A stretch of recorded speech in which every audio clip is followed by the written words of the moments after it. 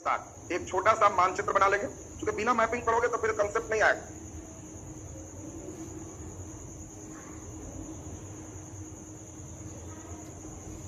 ध्यान दीजिए, आपको मेन कंसेप्ट जब चाहिए तो आपको मैपिंग बेस पे पढ़ना पड़ेगा। तो एक मानचित्र छोटा सा बना लीजिए, और छोटा सा मानचित्र बनाने के बाद उसमें क्षेत्र सब दिखाइए, कहां पे कौन सा एरिया है, इसको मेन आपको दिखाना है। तो इस हिस्से को पहले हम लोग रिप्रेजेंट करेंगे। तो आपको सबसे पहले समझना है, ये हिस्सा जो देख रहे हैं ये बांग्लादेश भी इसमें शामिल हो, और इसलिए बांग्लादेश तक का हिस्सा जो देख रहे हैं इसी का नाम बंगाल के नाम से। और बंगाल का मतलब आप समझेंगे कि इसमें बिहार ऐड है, झारखंड ऐड है, पश्चिम बंगाल ऐड है और बांग्लादेश ऐड है। आपको जब भी हम बंगाल की बात करेंगे तो आप मानचित्र में दिमाग में सेट रखोगे बिहार, झारखंड, पश्चिम बंगाल, बांग्लादेश और इसके साथ साथ उड़ीसा। इतना बड़ा सेक्टर जो देख रहे हो ये बंगाल का बेल्ट हो, यानी सबसे महत्वपूर्ण राज्य हमारा कौन सा है? बंगाल है। उड़ीसा का सेक्टर भी इसमें शामिल है। इसके बाद हम लोग सेकेंड स्टेप जो देखे तो यहाँ पे जो स्टेप देख रहे हैं एक इनका है अवध। ये बगल में जो देख रहे हैं ये अवध, लखनऊ जिनको कहते हैं अवध के नवाब, नामी नवाब है अवध के, लखनऊ अवध का क्षेत्र है। यहाँ पर जो देख रहे हैं ये दिल्ली है, मुगल बादशाह मेन यहीं पर रहते थे। और एक पंजाब हिस्से से लेके कश्मीर हिस्से शामिल है। पाकिस्तान का पूरा जो बेल्ट है ये पूरे बेल्ट पर इसको पंजाब का क्षेत्र कहते थे, जहां रंजीत सिंह का कब्जा था। रंजीत सिंह यहाँ पर हेड है पंजाब के। कश्मीर के हिस्सा भी उन्हीं के कब्जा में। तो कश्मीर यहाँ पे लाहौर, ये पाकिस्तान का बेल्ट और पंजाब का बेल्ट रंजीत सिंह के अधिकार में। इसके बाद हम लोग देखें तो अब मेन क्षेत्र यहाँ से बढ़ते चला जाएगा। तो अब आपको बताए कि यहाँ पे जो किनारे का बेल्ट देख रहे हैं इसी को हम लोग कौन सा क्षेत्र कहते हैं? मद्रास का हिस्सा कहते हैं। और उस समय इस हिस्से का ही नाम क्या था? कर्नाटक का राजा। एक कर्नाटक के नवाब है मद्रास बेल्ट। कर्नाटक अभी जैसा मत समझना, उस समय कर्नाटक बेल्ट मद्रास बेल्ट ही था। इसके बाद अगर हम लोग आगे बढ़े तो आपको अभी बताए कि इस हिस्से में यहाँ पर जो कब्जा है इसी राज्य का नाम क्या है? मैसूर। ये मैसूर है। और मैसूर के राजा कौन बने? हैदर अली। अभी हम कहानी करेंगे इसकी, तो हैदर अली यहाँ राजा बनेंगे। इसके बाद हमने बताया कि यहाँ पे एक बड़ा साम्राज्य है, और एक बड़ा सा साम्राज्य इसी का नाम क्या है? हैदराबाद। ये हैदराबाद के निजाम है। आजादी के बाद भी पाकिस्तान में ही मिलना चाहते थे। हैदराबाद साधारण नहीं है। जब भारत आजाद हुआ तो कहा कि हम इंडिया में नहीं मिलेंगे, पाकिस्तान में मिलेंगे।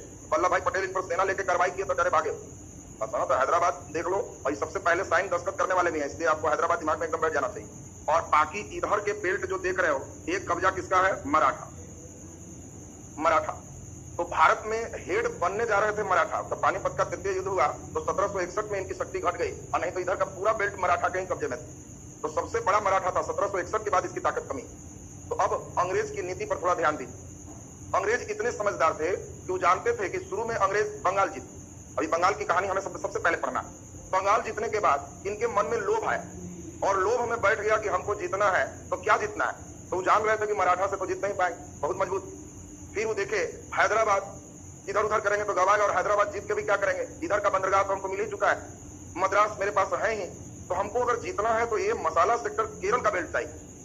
और केरल में राजा कौन है? हैदर अली। और इसके लिए अंग्रेज जितनी कूटनीति है सब गिराएगा। कई बार मराठा को अपने तरफ मिलाएगा, हैदराबाद को मिलाएगा, और तीनों मिलकर मारने चले। फिर ये भी अपना बुद्धि लगाए, ये भी फिर दिमाग लगाएंगे तो और क्या करें। तो हैदर अली भी साधारण नहीं है, ये भी सीधे फ्रांस से संपर्क रखता था। और अंग्रेज और फ्रांस में 36 का आंकड़ा था। और उस जमाने में फ्रांस इसको मिसाइल दिया था, रॉकेट। पूछेगा कौन पहला भारतीय राजा था जिसने रॉकेट का प्रयोग किया? तो हैदर अली है। इसके पास भी रॉकेट और मिसाइल था उस जमाने में। लाया कहां से था? तो फ्रांस। तो ये भी फ्रांस के बल पर फॉर्म में था कि आगे तो परिया लो, जितना लोग रहो। तो अभी एक भयंकर लड़ाई हम लोग सुनेंगे। पहला जीतना कहां होगा? बंगाल। बंगाल के बाद मैसूर। ये सबको मिला के मैसूर को पहले लपेट ले, और जब मैसूर जीत लेगा तब ले आएगा सहायक संधि। और सहायक संधि पे दस्तखत किससे करा लेगा? हैदराबाद। राजा रह जाएगा, सेना इसका होगा। तब मराठा से फरिया, और मराठा से जब फरिया लेगा तब पंजाब से फरिया, और इसके साथ अवध में सहायक संधि कर लेगा। ये तो बहुत जल्दी अभी सहायक संधि होगा, सूर्य में अवध बेचारा धरा जाता है। तो इसके साथ सहायक संधि कर लेगा, और पंजाब के सेक्टर सबसे अंतिम में जीतेगा। अब इस बीच में जितने में 300-400 राजा सहायक संधि पर दस्तखत किए, वो छोटे छोटे राजा बीच बीच में और हैं, उन लोग साइन कर दिए कि आप ही का सेना रहेगा, हम नहीं लड़ेंगे। हैदराबाद दस्तखत किया, और भी 300-400 राजा करेंगे। तब डलहौजी जब हेड बन के आएगा तो उसको चिंता हो जाए कि क्या किए। अंग्रेज भारत में कब्जा किया तो यहाँ 400 राजा भी है, ये सब कैसे हटेगा? फिर डर भी रहा है कि 400 को एक बार हटाएंगे और कहीं मिलकर लड़ गया तब मेरा यहाँ कौन है, बगा ही दे। तो डलहौजी एक दिमाग लगाया कि हाँ एक नया आइडिया आया है क्या, तो चेक करो कितना राजा को बेटा नहीं है। तो देखा कि 3-400 में 10-15 को लपटा रहे हैं, तो कहा नियम निकाल दो, हड़प नीति। जो राजा को बेटा नहीं है बेटी को नहीं मिलेगा, गोद लिए हुए बेटा को भी नहीं मिलेगा, चचेरा मौसेरा भुला जा, तुम जब तक जिंदा हो तुम्हारा रहेगा, मर गया तो अंग्रेजी साम्राज्य में मिला लिया जाएगा। कहा कि चलो कम से कम 10-15 को तो लपटा जाएगा। फिर कोई नियम निकालेंगे, किसका किसका बेटा का दांत निकल है, कुछ मुंह निकल है, नियम जब हड़पने हैं तो दिमाग लगाते जाएंगे। राजा अब इससे डरने लगे कि देखो तो दस्तखत भी करा लिया, सेना भी हटा लिया, और अब कह रहा बेटा नहीं है तो छीन लेंगे, तो बड़ा मुश्किल काम है। लेकिन चलो कोई बात नहीं, कई राजा भी खोजते कि हमारा तो बेटा है, 3 को बेटा है, 4 को बेटा है, सब कुछ भी है। जिसको जिसको नहीं है, जैसे लक्ष्मीबाई, फिर कुंवर सिंह, नाना साहब गोद लिए हुए बेटा है, तो जो जो गोद लिए हुए हैं या जिनका बेटा नहीं है, लखनऊ के बेगम हजरत पाल बेटा है, नाबालिग है, बहुत छोटा है, अंग्रेज कह रहा है कि इतना छोटा में भी काम नहीं चलेगा। अगर उसके पिता की मृत्यु उस समय हो जब तक बेटा बालिग हो जाए तो राजा का है, अब बेटा जन्म लिया बाबूजी पार गए, सब राजा अंग्रेज का हो जाए। तो एक के लखनऊ छीन रहा, और सब राजा अभी चिंता में ही थे कि अंग्रेज का मेन ध्यान अवध पर था, ये कैसे छीन। ये लीजिए अवध के नवाब का बहुत सारा दर्जन भर में बाल बचा, तो अवध कैसे छीने, इसको तो बेटा भी है, अब क्या करें। तो डलहौजी 1856 में क्या कहा कि अवध में ठीक से शासन नहीं हो रहा है और बेटा रहेगा भी, और ठीक से शासन नहीं करोगे तो ब्रिटिश साम्राज्य में मिला लिया जाएगा, तो छीन लिया। अब बाकी सब राजा समझ गए कि जिसको हम लोग मेमना समझ रहा था वो भेड़िया है, ये हम लोग को कब कुशासन करके कब क्या करके छीन लेगा गारंटी नहीं। और उसी का स्वरूप था 1857 का विद्रोह। और जब लड़ाई शुरू हुई तो अंग्रेज देखा कि एक एक करके जब सब राजा खिलाफ है, तो देखा कि अगर 400-500 राजा सब खिलाफ होगा तो बुढ़िया बिस्तर समटा जाए। तब विद्रोह के समय कहा कि बेटा रहे बेटी रहे मत रहे, तुम जिसको दे दो, चचेरा के दे दो, मौसेरा के दे दो, हमको कोई मतलब नहीं है, हम राजा को टच नहीं करेंगे, जो राजा मेरा साथ देगा हम पुरस्कार देंगे और कभी नहीं छीनेंगे, वचन देते। वो सब राजा रह गए, स्वतंत्रता के बाद भी वो सब राजा रहेगा, तो वल्लभ भाई पटेल फिर सही आएंगे, सब बात समझेंगे। तो सब राजा जो रह जाएगा उनकी कहानी हम लोग फिर देखेंगे। तो अभी एक रफ आइडिया आपको दिए, और अब कहानी शुरू कहां से हमारी होगी, बंगाल से। तो हेडिंग दीजिए बंगाल। बताओ अंग्रेज ऊपर से नीचे गए या नीचे से ऊपर आए? हाँ, इस चीज को ध्यान रखना, अंग्रेज पहले नीचे गए और फिर ऊपर आए, इस चीज को दिमाग में सेट रखें। हेडिंग दीजिए बंगाल। और हम लोग बंगाल की कहानी अभी सुनेंगे, बंगाल तेजी में ध्यान देंगे तो बंगाल अभी कंप्लीट हो जाएगा। चलिए ध्यान दें, सबका ध्यान चाहेंगे, केवल थोड़ा सा दिमाग एक जगह कंसंट्रेट करें तो आप बढ़िया समझ पाएंगे। सुनिए आप ठीक से। बंगाल का सेक्टर आपने देखा बहुत बड़ा सेक्टर है, आज भी उड़ीसा झारखंड ये सब महत्वपूर्ण खनिज का सेंटर है, और इसीलिए बंगाल उस समय भी व्यापार का मेन केंद्र था। कलकत्ता में दोनों फ्रांसीसी और अंग्रेज दोनों कंपटीशन बहुत कड़ा कर रहे थे। अंग्रेजों की जो किला थी उसका नाम फोर्ट विलियम किला था, जबकि उसी कलकत्ता के बगल में फ्रांसीसियों ने एक बस्ती बसाई थी जिसका नाम चंद्रनगर। आपको पूछा जाएगा कि बंगाल में फ्रांसीसियों की बस्ती कौन थी? चंद्रनगर। और अंग्रेज का किला कौन था? फोर्ट विलियम किला। और दोनों मजे में रह रहे थे। अब यहां पर कहानी का एक दिलचस्प मोड़ है। जब तक औरंगजेब रहा 1760 तक, मजाल नहीं है कि कोई पे कुछ करे, किया भी था टच किया था, ईसाई बनाएंगे फला बनाएंगे। औरंगजेब हमला करके पूरा बुढ़िया बिस्तर समेटवा दिया, बहुत ताकत था उसमें। और उस समय 1707 का सब लोग इंतजार कर रहे थे कब बूढ़ा मरेगा। और जैसे ही औरंगजेब मर गया, मुर्शिद कुली खान उस समय बंगाल के हेड थे, टैक्स देना बंद कर, बंगाल लगभग स्वतंत्र हो।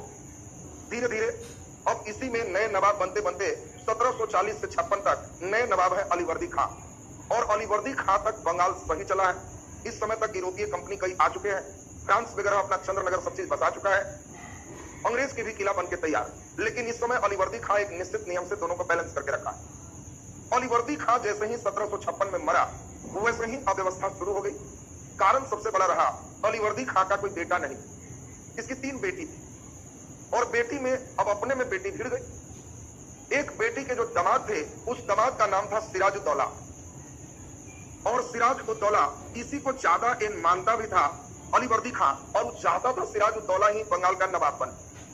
उसका जो सेनापति मीर जाफर था, उसने भी सिराजुद्दौला को सपोर्ट किया और इसको नवाब बना दी।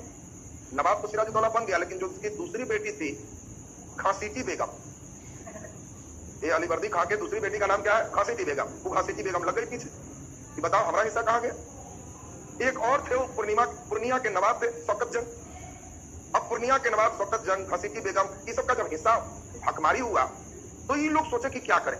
तो पहली बार अंग्रेज के पास ये लोग गए कि देखिए मेरे साथ अन्याय हो रहा है, आप कुछ देना दीजिए। हुआ क्या था, अंग्रेज व्यापारिक कंपनी बनाने के लिए परमिशन लेते थे कि सर हम यहाँ सामान रखेंगे, चलो परमिशन, सर इनमें चोरी हो जाएगा, हम हथियार वाला आदमी रखेंगे। पेमेंट कौन देगा? तो जी हम ही देंगे। रखो जितना रखना है, तुमको पेमेंट देना। अब बताओ, हमको सरकार परमिशन दे दे कि हम जहां चाहे जमीन ले लेते, हमको परमिशन है? हमको सरकार परमिशन दे दे जितना चाहे उतना हम बॉडीगार्ड रख सकते हैं, परमिशन है? हम जब चाहेंगे कि हमारा 10 को बॉडीगार्ड रहे, पेमेंट हमको देना है, रखेंगे।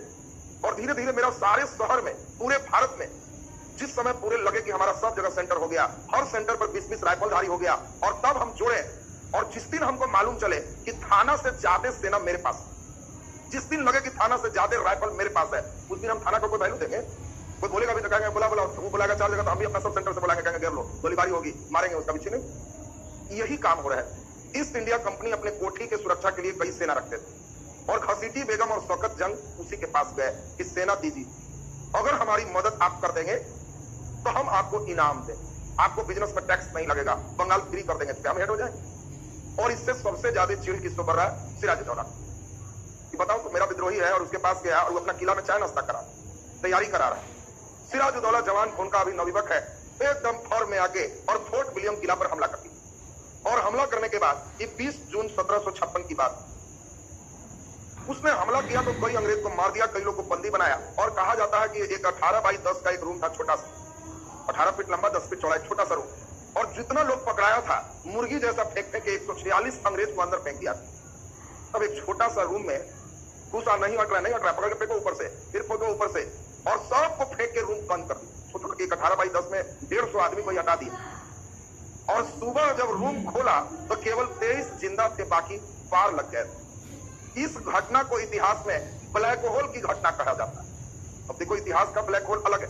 इतिहास में जब ब्लैक होल करेंगे तो समझना कि सिराजुद्दौला जो रूम में डाल दिया 146 में 23 जिंदा, बाकी पार, उनमें एक आदमी जो जिंदा थे उनका नाम था हालवेल। बड़ा बेहाल थे, नाम हालवेल है लेकिन बड़ा बेहाल थे, और उन्होंने इस घटना का वर्णन किया। हिम्मत कहिए, ये ब्लैक होल वाली घटना, कैसे हम बचे जो हम ही जानते हैं। तो अब आप कंडीशन समझ गए। क्या आपको लग रहा है कि सिराजुद्दौला अभी कमजोर है? नहीं। फिर मद्रास से सेना आई, और मद्रास की सेना आकर के सिराजुद्दौला से माफी वगैरह मांगा।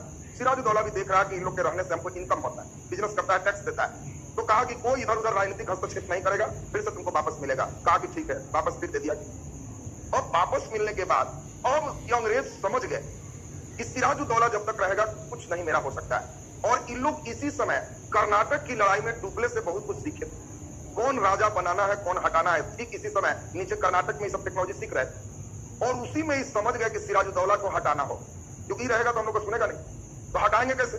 तो इसने उसके सेनापति मीर जाफर को ही बुलाया, चाय नाश्ता कराया, और बीच बीच में कहने लगा कि ओरिजिनल बंगाल के नवाब जैसा तो आप ही लगते, आपको ज्यादा बुद्धि है सिराजुद्दौला से। कौन नहीं अपनी बड़ाई सुनना चाहे। मीर जाफर भी सुने तो बड़ा खुश हो कि ना हम मंत्री थे, कह रहे क्या ठीक है, आप नवाब रहिएगा तो बंगाल का कायाकल्प हो जाए, आप ओरिजिनल नवाब है। सिराजुद्दौला को कुछ बुद्धि है? आप थोड़ा सा मदद कीजिए, जरूरत है तो सेना हम आपको देंगे, लेकिन उसको हटाइए, नवाब आप रहिए। और इतना इसको भुला दिया कि आप नवाब बनिए, इसको रात में नींद आना बंद हो। तुमको कोई कह दे कि बिहार का हेड बनिए तो रात भर नींद नहीं आए, इसको तो बिहार, झारखंड, उड़ीसा, पश्चिम बंगाल, बांग्लादेश, इतना का हेड बनना है, कहां से नींद आए। ये भी लग गया अपने ड्यूटी पर कि कैसे ठीक ठाक करना है। और उसी समय अब बात पर जरा ध्यान दीजिए, इंग्लैंड और फ्रांस के बीच 1756 से एक 7 वर्षीय युद्ध शुरू हो गया था यूरोप में, 7 साल की लड़ाई। और जब 7 साल की लड़ाई शुरू हुई यूरोप में, तो इन लोग का प्रभाव, चूंकि हम आपको बताया कि यूरोप का जो बुलेट होता है भारत पर चिंगारी मारता है, तो इंग्लैंड फ्रांस के बीच जो 7 वर्षीय युद्ध शुरू हुआ, उसका प्रभाव भारत में क्या रहा।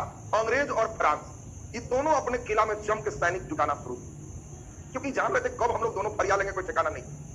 फ्रांसीसी भी अपना चंद्रनगर में पूरा सेना जुटाने लगा, और ये भी अपना फोर्ट विलियम किला में पूरा सेना जुटाने लगा। इससे सिराजुद्दौला को बड़ा तकलीफ हुआ। बताओ तो, रहता है मेरे यहाँ और जितना चाहेगा सेना बढ़ा रहा, ये तो दिक्कत है। अब बताओ, हम रह रहे हैं यहाँ और हम धीरे धीरे पैसा खूब हो जाए। अब अनिल अंबानी के पास खुद से पैसा है, अब अनिल अंबानी, मुकेश अंबानी मिल करके कहे कि जितना भारत में फोर्स है उसका 20 पूरा फोर्स हम बहाल करते हैं, सब AK-47 वाला राइफल रखे, तो क्या भारत सरकार इसको सहेगी? नहीं, जानती है कब हमला कर देगा, ठिकाना नहीं। वही चीज। और इसी में अब सिराजुद्दौला दोनों को मना किया कि सब अपनी अपनी जो यहाँ किलाबंदी कर रहे हो, सेना बंद करो, कोई नहीं बढ़ाया। फ्रांसीसी मान गए, चंद्रनगर में किलाबंदी बंद करो, लेकिन अंग्रेज नहीं माने। कारण मीर जाफर से तो मिले हुए थे, वो अपना अंदर अंदर उपाय शुरू रखे। और एक दिन इतना मन बढ़ गया अंग्रेज का कि फ्रांसीसियों के बस्ती चंद्रनगर पर हमला भी कर दिया। और जब हमला हो गया तो फ्रांसीसी लोग सिराजुद्दौला को गुहार किया कि हम आपका बात मान लिए, देखिए मार बना। तो सिराजुद्दौला कहा कि इतना हिम्मत है, ठहरो, चल दिया। और बंगाल के एक गांव है पलासी, और उसी पलासी में 23 जून 1757 की बात है, 23 जून 1757 को एक भयंकर लड़ाई होने वाली है, पलासी का युद्ध। कहने के तो युद्ध है, लेकिन ये कोई युद्ध नहीं है, छल कपट, मैच फिक्सिंग। पहले से ही मैच फिक्स हो चुका है, क्योंकि सिराजुद्दौला नहीं जान रहा है कि हमारा जो सेनापति है कौन, मीर जाफर, ये पहले से अंग्रेज से मिला हुआ। लड़ाई दोनों ओर से शुरू होती है, और लड़ाई जब शुरू हुई, लॉर्ड क्लाइव एक तरफ से अपना अंग्रेज सेना रखे हैं और इधर से सिराजुद्दौला की पूरी सेना है, और सिराजुद्दौला में मीर मदन, मोहनलाल, ये सब उसके वफादार सिपाही। जब तक ये लोग जीवित रहे, पासा बंगाल जीतने का था, लेकिन जैसे ही मीर मदन और मोहनलाल मारे गए, पासा पलटने लगा। मीर जाफर सलाह दे दिया सिराजुद्दौला को कि हम लोग हार रहे हैं, आप यहां से निकल जाइए। सलाह दे दी, आप निकल जाइए, और इसको भेज दिया पटना, और पटना में मीर जाफर का ही बेटा मीरन नवाब था, उप नवाब मीरन, मीर जाफर का ही बेटा है, और उसको भगा करके ये लोग अपना गला उला मिला, किसी भगा दिए, प्लान सक्सेस है। और उस तक खबर भेजाया कि हम लोग हार गए, आप चल जाइए एकदम चुपचाप पटना, बेटा हिफाजत करे। और बेटा जो मीरन है, उस सिराजुद्दौला के पहुंचने के बाद वहीं उसकी मोड़ी काट के हत्या कर देता। तो सिराजुद्दौला बेचारा छल प्रपंच में पड़ गया और मीर जाफर के छल में, जाल में मारा गया। अब अंग्रेज सबसे खुश है, और दूसरा सबसे खुश कौन है, मीर जाफर। प्लान सक्सेस, बंगाल का नवाब बने, और अंग्रेजों ने किया भी वही, बंगाल के नए नवाब बना दिए किसको, मीर जाफर। और मीर जाफर एक ईस्ट इंडिया कंपनी के हाथ की कठपुतली नवाब, ये टुकले का चोरी थी। और कठपुतली नवाब से अब जब इच्छा अंग्रेज का करे, जितना इच्छा करे उतना छूट लिया। छूट का आलम यहां तक पहुंचा दिया कि बंगाल की सड़कों पर भारतीय गाड़ी से टैक्स लगेगा, अंग्रेज की गाड़ी टैक्स फ्री चलेगी। छूट का आलम समझ, अंग्रेज की गाड़ी चलेगी तो टैक्स फ्री हो, और भारतीय गाड़ी चलेगी तो उस पर टैक्स लगेगा। अंग्रेज इधर भी इनकम शुरू कर दी। कोई भारतीय गाड़ी जाती थी तो कहते थे 500 रुपया तुम पर टैक्स लगे, ऐसा करो सामान सब मेरे गाड़ी में ला दो, या तुम चल जाओ पीछे डिक्की में, छत पर चढ़ जाओ, हमको चलाने दो, अंग्रेज की गाड़ी होगी, हम टैक्स फ्री पार करेंगे, 500 टैक्स लगना है तुम हमको 250 दो, गाड़ी पार। अब बताओ, जो बंगाल का इनकम होना है उसमें भी इधर उधर गड़बड़ शुरू कर, पूरा बंगाल के खजाना खाली कर। अब मीर जाफर सोच रहा है कि इससे बढ़िया सिराजुद्दौला कुछ मिलता उलता भी, ये तो जो है सब खजाने ही ले लिया, अब क्या करें। तो ये कहा कि हमसे ही राजपाट नहीं काम चलेगा, मीरन मेरा बेटा भी उतना छल कपट नहीं जानता है, हमारा दामाद बड़ा टाइट, और दामाद को अगर हेड बना देंगे तो वो संभाल लेंगे, दामाद ज्यादा अच्छा है। और मीर जाफर का दामाद है मीर कासिम, मीर जाफर के दामाद का नाम है मीर कासिम, और मीर कासिम को इसने बंगाल का नवाब बना दिया। मीर कासिम सचमुच तेज। बंगाल की राजधानी उस समय मुर्शिदाबाद, वो देखा मुर्शिदाबाद में बहुत ज्यादा अंग्रेज वगैरह रहते हैं, बहुत ज्यादा परेशानी, तो उसने पहला काम किया कि बंगाल की राजधानी को ही हटा दी, और वह पश्चिम बंगाल के मुर्शिदाबाद से टांग के बिहार के मुंगेर में लाके रखे। तो देखो, पहला काम किया राजधानी परिवर्तन, ये कहा कि उधर रहेंगे तो ये बहुत सिर में दर्द करेगी, इसलिए पहला काम है राजधानी चेंज कर दी। पूछेगा कि बताओ मीर कासिम ने राजधानी कहां से कहां किया, तो ये मुर्शिदाबाद से राजधानी मुंगेर कर दी, और मुंगेर में समझ गया कि कुछ लड़ना उड़ना पड़ेगा, राइफल की फैक्ट्री स्थापित। आज भी मुंगेर में राइफल उफल वाला जरा ज्यादा रहता है, तो वो मुंगेर में राइफल फैक्ट्री मीर कासिम का देन। और इसके बाद मीर कासिम लग गया प्रोग्राम में, कैसे ठीक करे। उसको इस बात की सबसे ज्यादा तकलीफ थी कि बताओ, भारतीय गाड़ी से टैक्स लगेगा, अंग्रेज से नहीं लगेगा, ये तो चलेगा। अंग्रेज बंगाल का खजाना खाली कर रहा है, जो इनकम हो रहा है वही गाड़ी में अपने बैठ के वही इनकम खत्म कर रहा है, ये तो बड़ा गड़बड़ है।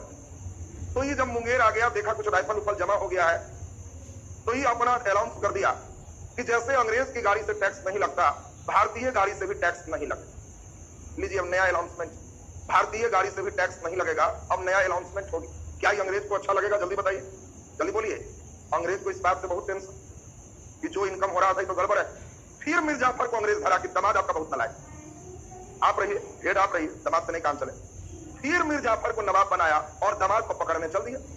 दामाद भी कम तेज नहीं थे, वो समझ रहे थे कि हमको धरेगा तो क्या करे, इसीलिए वो बंगाल सीधे यहाँ मुंगेर से अवध भाग, और अवध लखनऊ का बेल्ट, अभी हम लोग मैप पर देखे भी थे। और अवध के नवाब थे सुजा उद्दौला, जरा ध्यान देंगे, अवध डिटेल में भी सुनेंगे भी। अवध के नवाब कौन है? सुजा उद्दौला।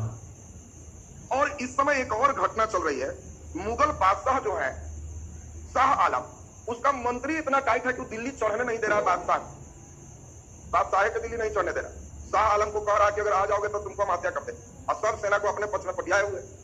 तो शाह आलम भी देख रहा है कौन मरने जाएगा, तो बेचारा अवध बिहार इधर घूम घाम के किसी तरह दिन काटना।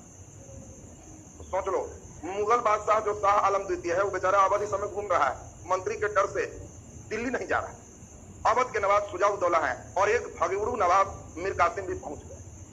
तीन की दोस्ती हुई। मीर कासिम समझा रहा है सुजाउद्दौला को कि अंग्रेज का तो मन बहुत बढ़ रहा है, हम ऐसे ऐसे किए, देखिए नुकसान हो रहा है, आप अगर साथ दे दें तो अभी अंग्रेज को हम लोग ठीक कर दें। तो सिराजुद्दौला को हम लोग मरवाए छल कपट से, नहीं तो सिराजुद्दौला अकेले उसको ठीक कर देते। उसके ताकत को समझा रहे हैं, जबकि वो ही नहीं जान रहा है कि प्लासी के युद्ध के बाद बंगाल के खजाना जो खाली हो रहा था उससे ईस्ट इंडिया कंपनी केवल सेना बना रही है। 1757 की लड़ाई जो जीता है उससे ईस्ट इंडिया कंपनी एक व्यापारिक कंपनी से सैनिक कंपनी में बदल रहा है। अब बिजनेस बिजनेस उसका लक्ष्य नहीं है, सेना बढ़ाओ, सैनिक कंपनी, और उसके लिए पेमेंट कहां से आएगा, तो खजाना खाली करो, और अपना संख्या सेना का काफी बढ़ा लिया है बंगाल के ही खजाना से। अगर खजाना उसको नहीं मिला होता तो इतनी सेना नहीं होती। और ये चीज को इंटरनल सुजाउद्दौला नहीं समझ रहा है, और मीर कासिम उसको लोभ दे रहा है कि अगर जीत गए तो कुछ क्षेत्र बिहार वाला आपको दे देंगे जिस पर इसकी पैनी निगाह। कोई आदमी का खेत रहता है तो बगल वाला पर निगाह बहुत दिन से डाले रहता है, ये वो हो जाता ना तो एकदम गोल हो जाता, लक्षण रहता है, लक्षण है आदमी का, कितना बड़ा खेत हो जाए तो लगता है वो वाला होता तो गोल हो जाए, यही चीज है। और उसी में सुजाउद्दौला को कहा कि बिहार का ये बेल्ट दे देंगे तो सुजाउद्दौला बड़ा तो बड़ा बढ़िया हो जाएगा। अब यहाँ पे सुजाउद्दौला, मुगल बादशाह शाह आलम और भगोड़ा नवाब मीर कासिम तीनों सेना लेके चलती। कहने को तीन है, एगो तो भागिए के गया है, एक बेचारा डर से दिल्ली नहीं जा रहा है, तो मेन एक ही सेना है, कौन, सुजाउद्दौला। और तीनों एकदम फॉर्म में चले हैं कि अंग्रेज को अबर ठीक कर देंगे। अबर कोई छल कपट वाली लड़ाई नहीं, अबर एकदम रियल लड़ाई है जिसको लड़ाई कहते हैं। और तीनों की संयुक्त सेना, और उधर से अंग्रेज का हेड है हेक्टर मुनरो। इसमें हेक्टर मुनरो है बक्सर के युद्ध, क्लाइव अभी से चला गया, फिर आएगा क्लाइव। पहली पारी क्लाइव की थी, दूसरी पारी अभी हेक्टर मुनरो का है। और हेक्टर मुनरो इस समय अंग्रेजी सेना का नेतृत्व कर रहा है, और इस साइड में भारतीयों की ओर से तीन की संयुक्त सेना है, बंगाल के पूर्व नवाब मीर कासिम, अवध के नवाब सुजाउद्दौला और मुगल बादशाह शाह आलम, और ये सभी बिहार के बक्सर तक पहुंचे। और उधर से अंग्रेज भी हेक्टर मुनरो के नेतृत्व में आ गए। और 22 अक्टूबर 1764, बड़ा इंपॉर्टेंट डेट, 22 अक्टूबर 1764 को ये एक भयंकर लड़ाई होगी। इस लड़ाई का नाम क्या है, बक्सर का युद्ध। और बक्सर के युद्ध में दोनों सेना आमने सामने हुई। पूछा जाए बक्सर के युद्ध के समय बंगाल का नवाब कौन था, जल्दी बोलो, मीर जाफर। अरे कासिम तो भाग गया है, जाफर ना होगा, कासिम तो भगोड़ा नवाब है, तो तुम लोग कासिम के पैर में कैसे लग जाते, वो भगोड़ा है, जाफर को फिर से बनाया हो। तो ये हम लोग ध्यान दें, इस समय हम लोग अभी सुने, इस समय नवाब कौन है, मीर जाफर, उसी के दामाद से लड़ाई चल रही है। मीर जाफर तो बेचारा बंगाल में है, और इधर हेक्टर मुनरो कमाल कर दिया, तीनों की संयुक्त सेना हार गई। मीर कासिम कहां गया लापता है। कुछ इतिहासकार कहते हैं कि भाग के दिल्ली चला गया, जहां भीख मांगते हुए मर। कुछ भी कहते हैं इतनी गरीबी आई कि भीख मांगते बेचारा मर। कुछ लोग कहते हैं वहीं शहीद। तो पकड़े अवध के नवाब सुजाउद्दौला और मुगल बादशाह शाह आलम, और दोनों को पकड़ के अंग्रेज पूछ रहा है मार दिया जाए कि छोड़ दिया। लड़ाई करने आए, दोनों खिखिया रहे हैं कि हुजूर छोड़ दीजिए। तो मेरा जो नुकसान हुआ वो कौन देगा, 50 लाख का नुकसान है। अवध का नवाब कह रहा है हमसे ले लीजिए, छोड़ दीजिए। लड़ाई के नुकसान अवध के नवाब से लिए, दोनों को बैठा के इलाहाबाद की संधि।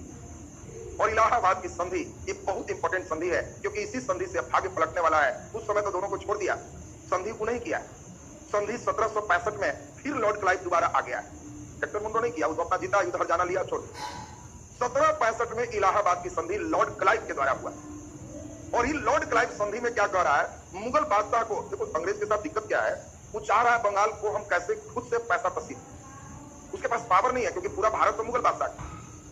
हम चाहें कि सबके घर से 5-5 रुपया तसीले, साल भर में 5 रुपया तसीले, क्या हमको देगा सब? नहीं देगा। किसी के घर में जाएंगे और कहेंगे साल भर में 5 रुपया, तब भी नहीं देगा। 1 रुपया मांगेंगे तब भी नहीं देगा। ठीक मिल सकता है, पावर से नहीं मिले। ठकठकाए और कहे साल भर में 1 रुपया मेरा टैक्स लगता है, लाइए टैक्स लगता है, कौन है तुम, हाई टैक्स लगा, 1 रुपया भी नहीं देगा। लेकिन हाँ, सरकार से मुझे परमिशन मिल जाए, बिहार सरकार को मैं इस एरिया के बदले 20 लाख रुपया दूं साल में, और मुझे पावर मिले कि सब घर से साल में 5 रुपया तहसील सकते हैं, लिखित चिट्ठी।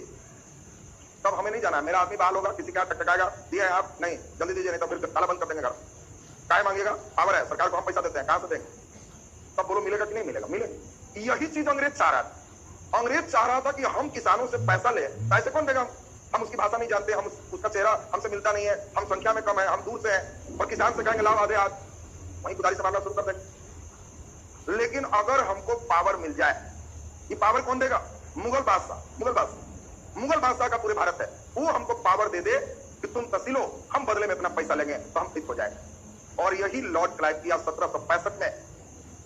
दोनों को बुलाया, अवध के नवाब सुजाउद्दौला और मुगल बादशाह शाह आलम, और इलाहाबाद की संधि किया। ये सुनिए शाह आलम जी, आप दिल्ली गए तो जी चढ़ने नहीं देता, आप यहाँ अभी राज्याभिषेक कीजिए बिहार में। शाह आलम बिहार में अपना राज्याभिषेक किए और कहा कि आप घोषित कीजिए कि मुगल बादशाह हैं। और राज्याभिषेक के बाद हमको लिखिए बंगाल, बिहार और उड़ीसा, ये तीनों के सत्ता की दीवानी, टैक्स तसीलने का काम अंग्रेज करेगा, बदले में हम आपको 26 लाख रुपया सालाना देंगे। ऐसे नहीं देंगे, 26 लाख सालाना देंगे। आपको अभी क्या मिल रहा है? तो कुछ नहीं, हम 26 लाख देंगे।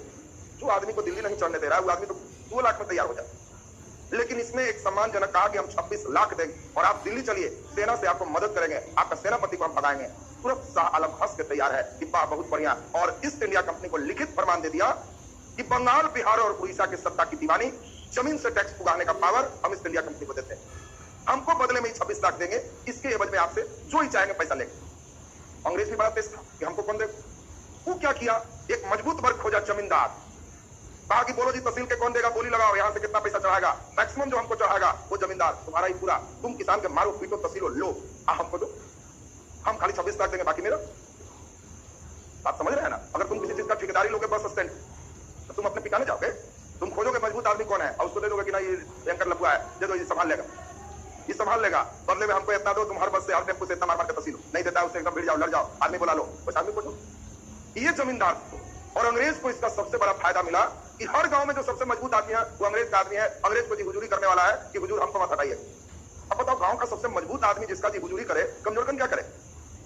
तुम्हारे गांव में जो सबसे मजबूत आदमी वही जी कर रहा है, तो छोटकन के दम है खिलाफ बोलने का, वो जमींदारी मार के सरिया देगा। और एक मजबूत वर्ग का देखो बंगाल में उसको सपोर्ट मिल रहा है। और अभी हाल सुनिए अवध के नवाब शुजा-उद-दौला बाबू। शुजा-उद-दौला कह रहे थे कि बिहार का कुछ मिलेगा। इनसे इलाहाबाद की संधि हुई कि आप अपना आधा इलाहाबाद और काड़ा, ये मेन क्षेत्र है, ये दे दीजिए, बंगाल में आ जाए, और नहीं दीजिएगा तो फिर फरिया लीजिए। इलाहाबाद की संधि से बेचारा अवध का नवाब शुजा-उद-दौला का इलाहाबाद और कड़ा का जो क्षेत्र था वो बंगाल का हिस्सा बन गया और इसका आधा गायब हो गया। अब यहां से बंगाल में द्वैत शासन की शुरुआत हुई। अब इंग्लैंड में जरूरत हो गई भारत के लिए कानून बनाने का, क्योंकि इंग्लैंड में तो चल रहा था कि ईस्ट इंडिया कंपनी बिजनेस करेगी, और इंग्लैंड को खुशखबरी गया कि लीजिए पूरा राज्य मिल गया है तहसीलने के लिए। तो कहेगा कि ठहरो, हम अब नियम बनाएंगे, fits India act, regulating act. तो देखोगे अभी रेगुलेटिंग एक्ट आएगा, फिट्स इंडिया एक्ट आएगा, चार्टर एक्ट आना शुरू होगा। जैसे जैसे राज मिलेगा वैसे वैसे नियम आना शुरू होगा। तो इस राज के साथ नियम जब पढ़ोगे तो एकदम दिमाग में फिट होते जाएगा कि कब कौन आ रहा है, किस लिए आ रहा है। तो अब तुम ये समझ गया, बंगाल पर पूर्ण रूप से अंग्रेज का कब्जा हो चुका है। लेकिन अभी द्वैत शासन पूछेगा, बंगाल में द्वैत शासन की शुरुआत कब हुई? 1765 इलाहाबाद की संधि के बाद। अच्छा, द्वैत समझते हो? द्वैत माने दो आदमी। नवाब को कहा कि आप प्रशासन देखिए, प्रशासन देखिए, कहाँ हंगामा हो रहा है, कहाँ हो रहा है, सेना भेजिएगा। और इनकम जो तहसीली है हम देखेंगे, हम देखेंगे। पैसा का मामला ईस्ट इंडिया कंपनी देखेगी और मेरे खजाना में रहेगा, आपको कुछ कुछ देंगे। और बाकी प्रशासन वाला जो काम है वो नवाब देखिए। अब इसको द्वैत शासन कहते हैं। घर में गाय आ गया तो चिन्ह मार दिए, मूड़ी आप देखिए, खिलाइए पिलाइए, और दूध वाला हिस्सा हम जरा मार देंगे। ये द्वैत शासन अंग्रेजों का यही द्वैत है, तहसीली पैसा अंग्रेज मारेगा, अब बाकी देखभाल नवाब करेगा। तो आपसे पूछा जाए, अब तो बताओ द्वैत शासन क्लियर हो गया ना सबका? तो ये दीवान और नवाब दो पद हो गए बंगाल। दीवान का मतलब तहसीली करने वाला, और ये सत्ता की दीवानी मुगल बादशाह ने ईस्ट इंडिया कंपनी को दे दी, और बाकी नवाब को प्रशासनिक काम रहा। धीरे धीरे द्वैत शासन भी खत्म हो जाएंगे, नवाब का लास्टिंग भी चला जाएगा। तो अभी हम लोग पूरे कहानी सुने कहाँ का? बंगाल का। जल्दी से बंगाल हम लोग नोट करेंगे। अभी बंगाल आपका कंप्लीट होगा। बोलो, बंगाल के बाद? बंगाल के बाद मैसूर, हैदर अली और टीपू सुल्तान सबसे मेन इंपॉर्टेंट क्षेत्र में आ जाएंगे। लिखिए जल्दी जल्दी। बंगाल में बहुत दशहरा छुट्टी मारा है और हमको बहुत सुनाया था ऐसे छुट्टी में खत्म होगा सर। सुनो, लिखिए, लिखा जाए जल्दी जल्दी।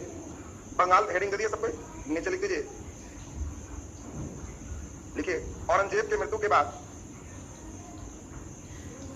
औरंगजेब की मृत्यु के बाद, औरंगजेब की मृत्यु के बाद 1707 में मुर्शिद कुली खां, मुर्शिद कुली खां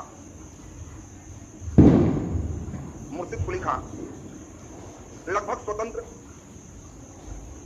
स्वतंत्र रहने लगा। लगभग इसीलिए करें कभी और भी मुगल बादशाह इसको हेड बनाएंगे, लेकिन स्वतंत्र जैसा व्यवहार करें। लगभग स्वतंत्र रहने लगा। नीचे व्यस्त के लिख दीजिए। 1756 में अलीवर्दी खां के मृत्यु के बाद, अलीवर्दी खां के मृत्यु के बाद इसका नाती है सिराजुद्दौला, इसका नाती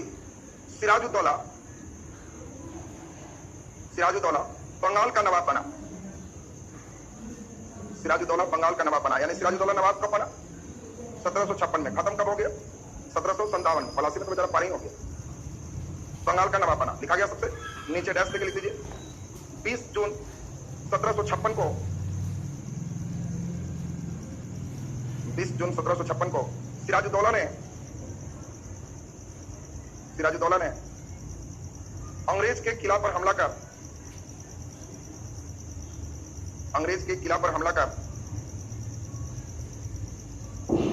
एक छोटे कमरे में 146 लोगों को बंद कर दिया। 146 लोगों को बंद कर दिया, जिसमें केवल 23 जीवित बचे।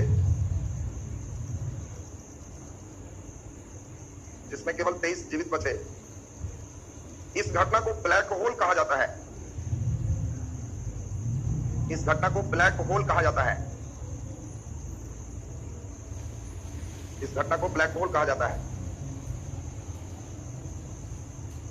चलिए नीचे लिख दीजिए हेडिंग पलासी का युद्ध। अस्तार लगा देंगे, मेन पलासी और बक्सर और इलाहाबाद की संधि, 3 बात मेन सीखना।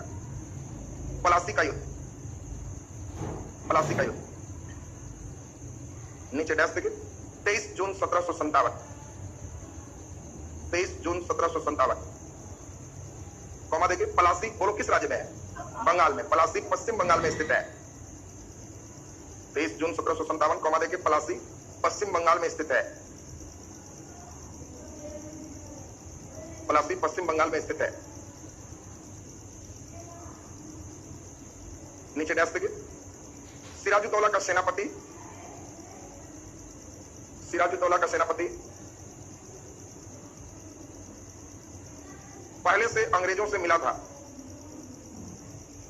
पहले से अंग्रेजों से मिला हुआ था।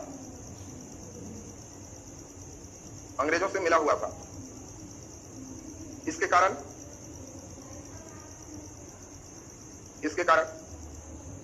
अंग्रेजों ने छल कपट के द्वारा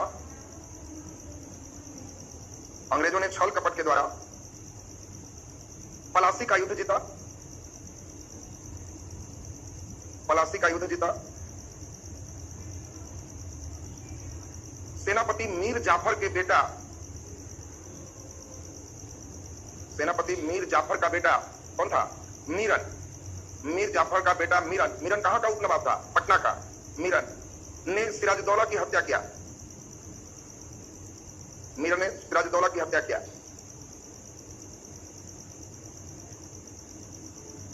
नीचे डैश देखिए। पलासी के युद्ध में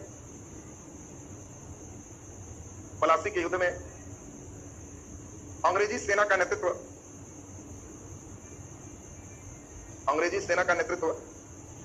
बोलो कौन कर रहे थे? लॉर्ड क्लाइव कर रहे थे। अंग्रेजी सेना का नेतृत्व लॉर्ड क्लाइव कर रहे थे।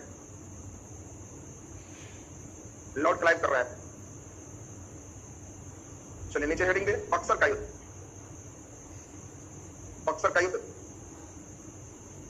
स्टार लगा देंगे। बक्सर का युद्ध,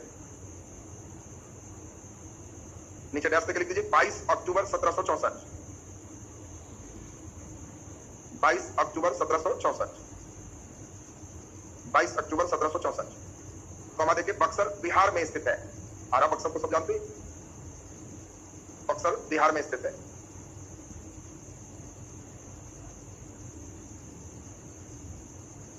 डैश करके लिख दीजिए। बक्सर के युद्ध में अंग्रेजों का नेतृत्व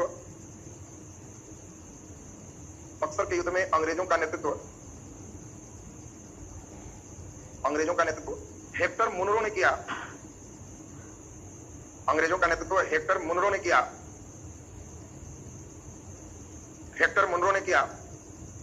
तथा भारतीयों की ओर से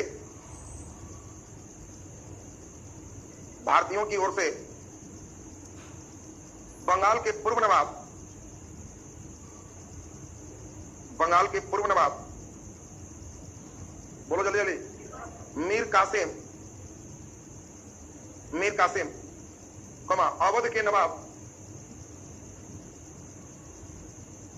अवध के नवाब सुजा-उद-दौला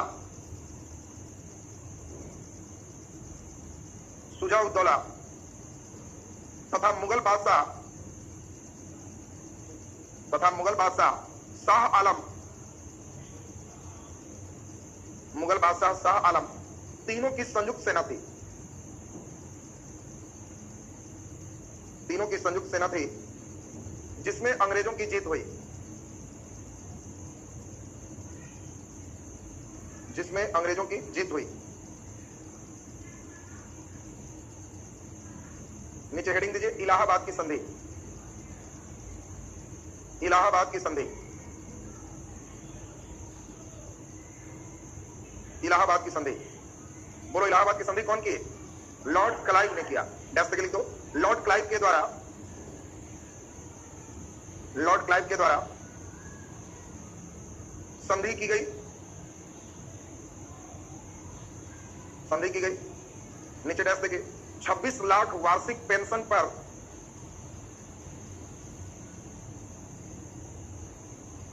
26 लाख वार्षिक पेंशन पर मुगल बादशाह शाह आलम से, मुगल बादशाह शाह आलम से, शाह आलम से ईस्ट इंडिया कंपनी ने, ईस्ट इंडिया कंपनी ने बंगाल, बिहार और उड़ीसा, बंगाल, बिहार और उड़ीसा के सत्ता की दीवानी प्राप्त कर ली, बंगाल, बिहार और उड़ीसा की सत्ता की दीवानी प्राप्त कर ली, सत्ता की दीवानी प्राप्त कर ली। नीचे डैश देखिए अवध के नवाब शुजा-उद-दौला से, अवध के नवाब शुजा-उद-दौला से, अवध के नवाब शुजा-उद-दौला से इलाहाबाद और कड़ा का क्षेत्र छीन लिए, इलाहाबाद और कड़ा का क्षेत्र छीन लिए, इलाहाबाद और कड़ा का क्षेत्र छीन लिए। नीचे डैश देखिए 1765 में बंगाल में, 1765 में बंगाल में द्वैध शासन लागू हुआ, द्वैध शासन लागू हुआ, द्वैध शासन लागू हुआ, जिसमें, जिसमें प्रशासनिक प्रधान, प्रशासनिक प्रधान, बोलो प्रशासन का प्रधान, हाँ प्रशासनिक प्रधान नवाब को, प्रशासनिक प्रधान नवाब को और वित्तीय प्रधान, वित्तीय प्रधान ईस्ट इंडिया कंपनी को प्रदान किया गया, ईस्ट इंडिया कंपनी को प्रदान किया गया, ईस्ट इंडिया कंपनी को प्रदान किया गया। तो ये था पूरा कहां का सेक्टर? बंगाल का। नीचे हेडिंग दे मैसूर, मैसूर। इजाजत हो तो मैसूर खत्म कर ले, आधे घंटे लगेंगे केवल। क्या दूर जाना है? तो कोई बात नहीं, कोई बात नहीं, चलो अंतिम में ध्यान दीजिए।